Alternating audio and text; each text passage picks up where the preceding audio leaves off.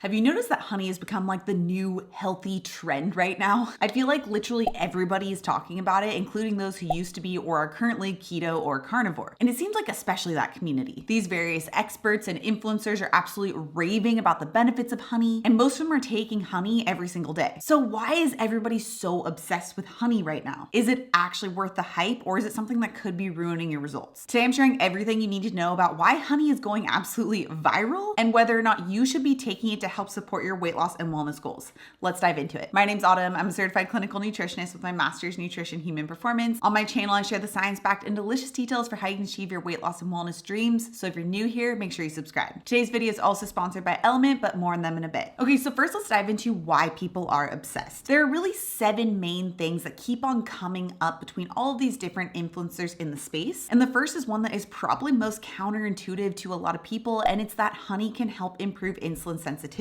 Now, people who are supporters of taking honey every single day suggest that not only because honey is not as processed, but also because it's higher in fructose, that it can actually help with insulin sensitivity. And that's because fructose doesn't really raise insulin in the same way that glucose does. There's one short-term study that's usually referenced, and it's diabetics who are taking honey every day. And they did find that it resulted in lower fasting blood sugar. Okay, the second reason that people are obsessed with honey right now is because it supposedly helps with weight loss. Now, they specifically say that it could help with reducing body fat. And the reason why it's suggested is because it could be more satiating than other forms of sugar like high fructose corn syrup or regular cane syrup. Okay, the third reason is that they say it increases testosterone. There have been a couple different people in the wellness and nutrition space who have suggested that honey could increase testosterone levels. And for a lot of people, both men and women, this is actually something that they're looking for because it does help with increasing energy levels, increasing bone density, and making it easier to build muscle while also losing fat. Okay, the fourth reason is that it's high in antioxidants. In fact, this is one of the main reasons why they say a lot of the health benefits are coming from honey. Of course, it does depend on the type of honey you're using, but some forms of honey can be fairly high in antioxidants. Okay, the fifth claim about honey is that it's supporting heart health. Now, there's one study showing that honey could help to decrease blood pressure, reduce triglycerides, and even in some cases, reduce the inflammatory marker CRP, which is really strongly tied to heart disease. The reason why honey could potentially be helpful is usually tied back to the antioxidant level. Okay, the sixth reason why people are loving honey right now is they're saying it reduces cortisol levels. So cortisol is a stress hormone. Too high levels can cause weight gain around the belly. It can disrupt your sleep. It can cause hormone imbalance. So you don't really want to have excessively high cortisol levels. And there have been some claims saying that honey could help to reduce cortisol levels. And then the seventh is that honey helps to support athletic performance. The main thing is that it's been noted as being a clean source of energy, a clean source of carbohydrates for the muscles to use for athletic performance or exercise. Now, this all can sound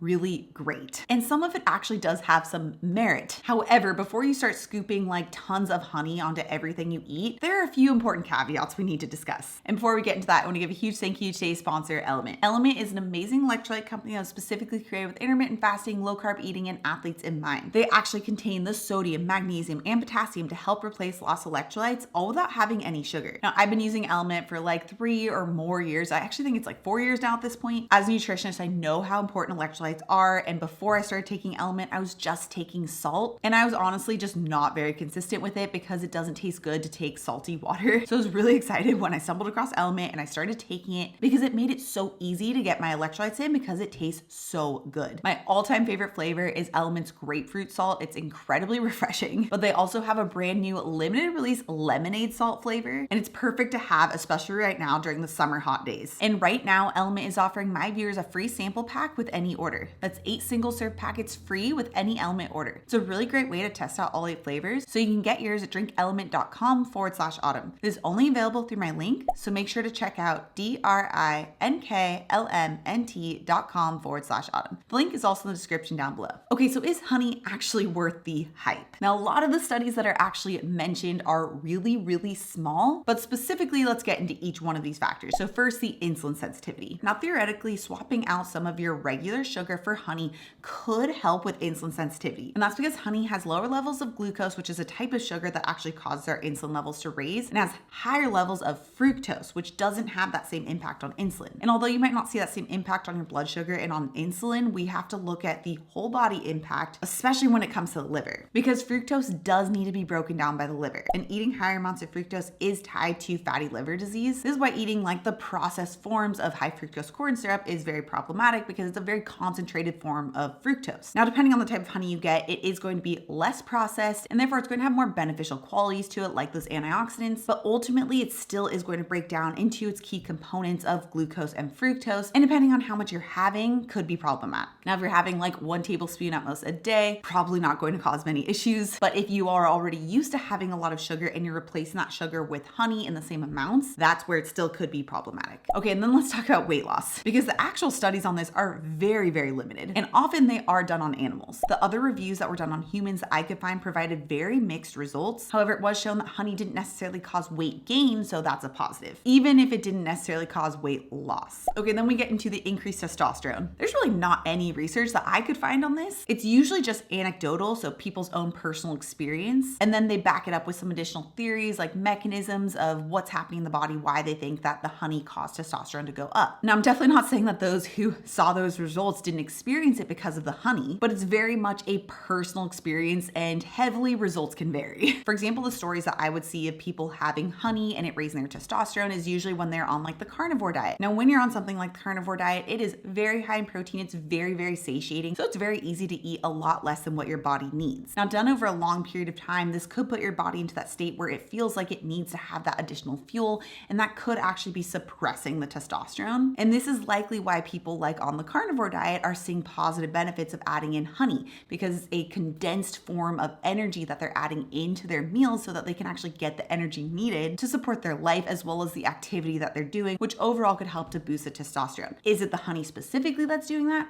Probably not. Very likely could still happen from a lot of other different high quality carbs like sweet potato. And from what I've seen, there's just not actual research on honey specifically raising testosterone. And then we get into the tricky area of antioxidants, because although honey, like raw honey, like Manuka honey, is going to have higher levels of antioxidants, it's actually nowhere close to some other really, really antioxidant rich foods. For example, depending on the type of honey and depending on the type of blueberries you're having, blueberries will have anywhere between 3 to 10 times higher the amount of antioxidants per gram. And blueberries are much lower in sugar. They have other benefits. They're more satiating. So in terms of antioxidants, you actually get more like health bang for your buck from having something like blueberries and having something like honey. It's not that you can't have both. It's not that they can't complement each other, but you would need to eat a lot of honey to get anywhere close to the same amount of antioxidants that you would have from something like blueberries. And then there's a heart health factor. Now there's some research showing that if you replace like typical sucrose, which is that typical like cane sugar, with honey, it can result in better labs. Again, the data isn't super strong on this. It's usually very small sample sizes, but it is true that honey can have other benefits outside of just typical cane sugar that could make it a better swap and more heart healthy than just typical sugar. But then the question that I have, are the benefits of replacing regular sugar with honey actually so much better than just reducing your overall sugar intake? Because there is a lot of data, although observational, so still not super great data, but more studies done on the fact that lowering sugar intake has pretty decent outcomes on lowering cardiovascular risk too. So for this one, if it were one of my clients and they're trying to really optimize for heart health, I probably wouldn't tell them to swap out all the sugar they're having and have it for honey. I would try and work on lowering their sugar intake in general. And then there's the reduced cortisol. Now again, I couldn't find any studies on this, but for some people, just like with the increased testosterone, it could theoretically help. And that's especially if you are underfed or overtrained, because high cortisol levels can result from overtraining, from exercising too much when not eating enough to support your body's needs. But carbs of any type can help with this. In fact, higher quality carbs of any type can help with improving sleep specifically, which can help to balance out cortisol levels the next day from that improved sleep. So again, it's not necessarily the honey per se, but could just be the carbohydrates in general. And then we have to talk about improving athletic performance. It's just a simple fact that carbs do provide fuel for exercise, especially that higher intensity exercise and strength training. Cardio is different. Cardio does really well with fat burning, but when we get into that higher intensity type of training,